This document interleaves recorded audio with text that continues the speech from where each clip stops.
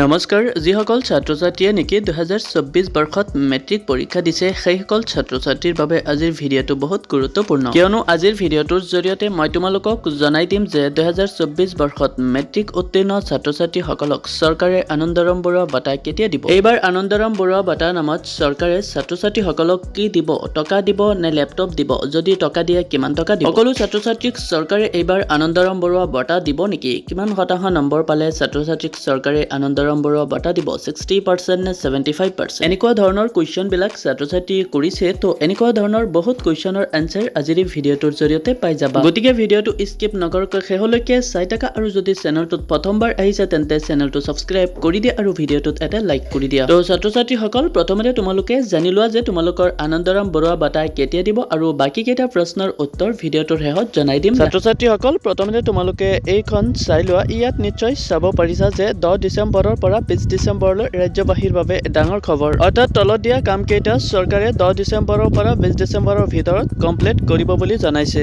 ইয়াৰ ভিতৰত তোমালোকৰ আনন্দৰাম বৰুৱা বঁটাৰ বিষয়েও উল্লেখ আছে আৰু আন কিছুমান কথা উল্লেখ আছে যিকেইটা তোমালোকৰ বাবে অতি জৰুৰী। প্ৰথমতে আছে মাইক্ৰ' ফাইনেন্সৰ 50,000লৈকে ঋণ মাফ হোৱা মহিলাই লাভ কৰিব NOC। দ্বিতীয়তে আছে তোমালোকৰ আনন্দৰাম বৰুৱা বঁটাৰ বিষয়ে চোৱা, মেট্ৰিকত স্থানপ্ৰাপ্ত শিক্ষাৰ্থীক প্ৰদান কৰিব আনন্দৰাম বৰুৱা বঁটা। 3rd নম্বৰত আছে নৱম শ্ৰেণীৰ ছাত্ৰ-ছাত্ৰীসকলক বিতৰণ কৰা হ'ব চাইকেল আৰু 4th নম্বৰত আছে উচ্চতৰ মাধ্যমিকত সুখ্যাতিৰে উত্তীৰ্ণসকলক বিতৰণ কৰা হ'ব স্কুটি। 5ম নম্বৰত আছে তৃতীয় আৰু চতুৰ্থ বৰ্গৰ কৰ্মচাৰী মিউচুৱেল ট্ৰান্সফাৰৰ কাম সম্পন্ন হ'ব আৰু 6 নম্বৰত আছে বানপানীৰ সময়ত ক্ষতিগ্ৰস্তই লাভ কৰিব ক্ষতিপূৰণ। ছাত্ৰ-ছাত্ৰীসকল এইকেইটা তোমালোকে নিশ্চয় গম পাইছা আৰু ইয়াত চাইছা যে তোমালোকৰ আনন্দৰাম বৰুৱা বঁটাও 10 ডিচেম্বৰৰ পৰা 20 ডিচেম্বৰৰ ভিতৰত দিব। এতিয়া বলা তোমালোকক জনাই দিওঁ যে কোনসকল ছাত্ৰ-ছাত্ৰীয়ে আনন্দৰাম বৰুৱা বঁটা লাভ কৰিব আৰু কিমান শতাংশ নম্বৰ লাভ কৰিব আৰু ভিডিঅ'টোৰ শেষত জনাই দিম যে এইবাৰ আনন্দৰাম বৰুৱা বঁটাৰ নামত টকা নে লেপটপ দিব। প্ৰথম কথাটো হ'ল যে আনন্দৰাম বৰুৱা বঁটা পাবলৈ হ'লে 60% বা 75%ও এইবাৰ নহ'ব। মুখ্যমন্ত্ৰী হিমন্ত বিশ্ব শৰ্মাই কোৱা মতে এইবাৰ সকলো ছাত্ৰ-ছাত্ৰীক কিন্তু